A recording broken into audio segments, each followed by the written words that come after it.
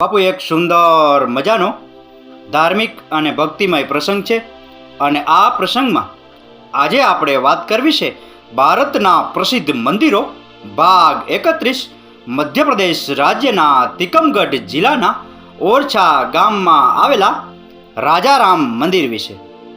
અહીં મર્યાદા પુરુષોત્તમ ભગવાન રાજા શ્રી રામને દિવસમાં 5 વખત ગાર્ડ ઓફ ઓનર આપવામાં આવે છે। આ હેતુ માટે પોલીસ કર્મીઓ તૈનાત છે। આ પરંપરા છેલ્લા 400 વર્ષથી ચાલી આવે છે। લોકો માને છે કે ભગવાન હજુ પણ તેમની ભૂમિ પર રાજ કરે છે। ભગવાન શ્રી રામનો રાજ્યાભિષેક 400 વર્ષ પહેલા બુંદેલખંડની રાજધાની ઓરછામાં થયો હતો। ત્યારથી ભગવાન શ્રી રામને અહીં રાજા તરીકે પૂજવામાં આવે છે। આ દુનિયાનું એકમાત્ર મંદિર છે જ્યાં ભગવાન રામને રાજા તરીકે પૂજવામાં આવે છે। પોલીસ કર્મીઓ પણ તેમને રાજાની જેમ દિવસમાં 5 વખત સલામ કરે છે। અહીં સૂર્યોદય પહેલા અને સૂર્યાસ્ત પછી રાજા રામને સલામ કરવામાં આવે છે। આ સલામી માટે મધ્યપ્રદેશ પોલીસ કર્મચારીઓ તૈનાત હોય છે। રાજા રામ મંદિર એક રાજવી મહેલ જેવું લાગે છે। મંદિરની સ્થાપત્ય બુંદેલા સ્થાપત્યનું સુંદર ઉદાહરણ છે। એવું કહેવાય છે કે ચતુર્ભુજ મંદિર રાજા રામની મૂર્તિ રાખવા માટે બનાવવામાં આવી રહ્યું હતું। જો કે મંદિર બનતા પહેલા તેને અસ્થાયી રૂપે મહેલમાં સ્થાપિત કરવામાં આવ્યું હતું, પરંતુ મંદિર બન્યા પછી કોઈ પણ મૂર્તિને તેના સ્થાનેથી ખસેડી શક્યું નહીં। આને ભગવાનનો ચમત્કાર માનીને મહેલને જ મંદિરમાં રૂપાંતરિત કરવામાં આવ્યો અને તેનું નામ રાજા રામ મંદિર રાખવામાં આવ્યું। આજે આ મહેલની આસપાસ એક શહેર ઉભરી આવ્યું છે। એવું કહેવાય છે કે રાજા રામ અયોધ્યાથી દરરોજ અદૃશ્ય સ્વરૂપમાં અહીં આવે છે। અહીં આવેલા આ મંદિરમાં રાજા રામ, લક્ષ્મણ અને માતા જાનકીની મૂર્તિઓ છે। તેમની સજાવટ અદ્ભુત છે। મંદિરનો પ્રાંગણ ઘણો મોટો છે। આ એક રાજાનું મંદિર હોવાથી તેના ખુલવાનો અને બંધ થવાનો સમય નિશ્ચિત છે। આ મંદિર સવારે 8 થી 10:30 વાગ્યા સુધી લોકો માટે ખુલ્લું રહે છે। ત્યારબાદ સાંજે 8 વાગ્યે ખુલે છે અને રાત્રે 10:30 વાગ્યે રાજાને સૂવાનો સમય થતાં બંધ થઈ જાય છે। મંદિરમાં સવાર અને સાંજ આરતીઓ થાય છે। અયોધ્યામાં કનક મંદિર પછી આ દેશનું બીજું સૌથી ભવ્ય રામ મંદિર છે। મંદિર પરિસરમાં ફોટોગ્રાફી પર પ્રતિબંધ છે। મંદિરનું સંચાલન મધ્યપ્રદેશ સરકાર દ્વારા કરવામાં આવે છે। જોકે લોકશાહી સરકાર પણ ઓરછામાં રાજા રામના શાસનને સલામ કરે છે। ઓરછા શહેર ઘણા પ્રકારના કરવેરામાંથી મુક્ત છે। અહીંના લોકો રાજા રામના ડરને કારણે લાંચ અને ભ્રષ્ટાચારથી દૂર રહે છે।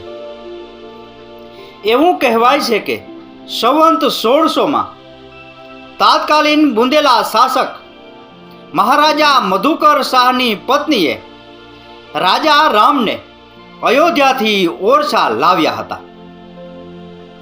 એક દિવસ ઓરછાના રાજા મધુકર શાહે તેમની પત્નીને તેમની સાથે વૃંદાવનમાં આવવા માટે કહ્યું,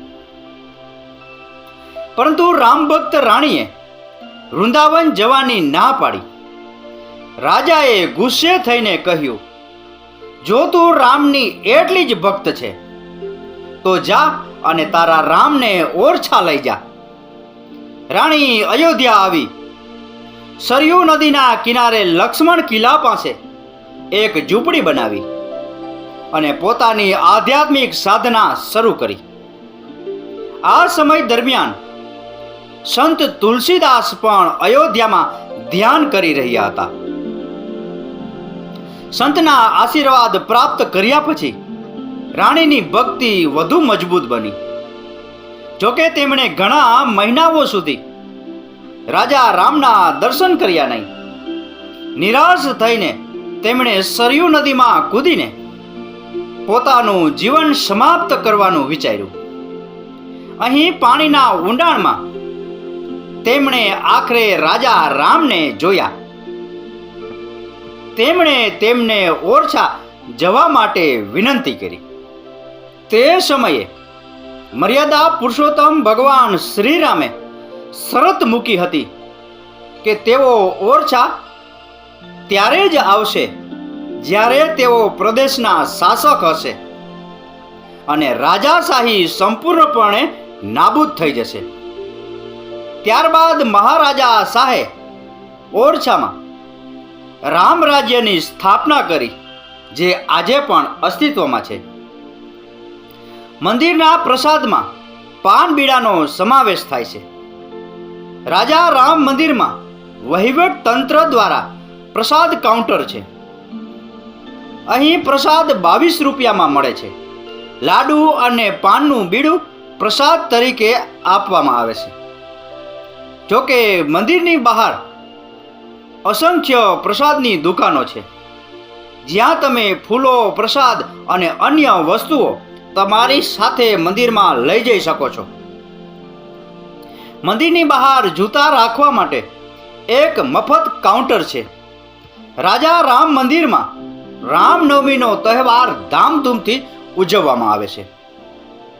રાજા રામના મંદિરમાં પટ્ટો પહેરીને પ્રવેશ કરી શકાતો નથી. આ પાછળનો રસપ્રદ તર્ક એ છે કે રાજાના દરબારમાં ખેંચાયેલા કમરબંધ સાથે પ્રવેશ કરી શકાતો નથી.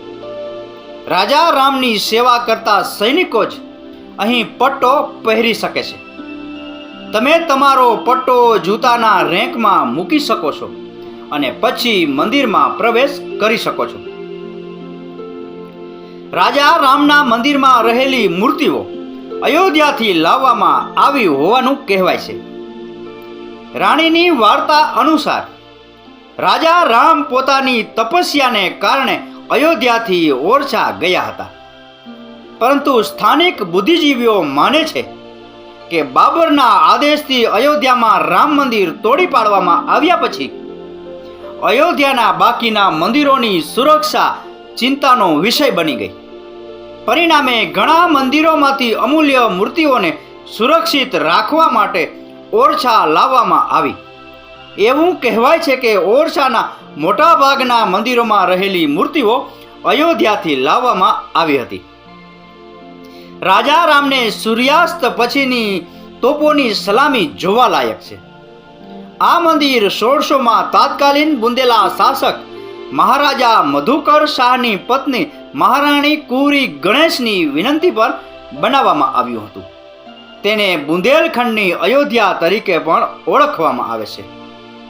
બાપુ, ક્યારેય મધ્યપ્રદેશ બાજુ જવાનું થાય અને જો સમય હોય તો ઓરછામાં આવેલા રાજા રામ મંદિરની મુલાકાત લેજો અને જીવનને ધન્ય કરજો.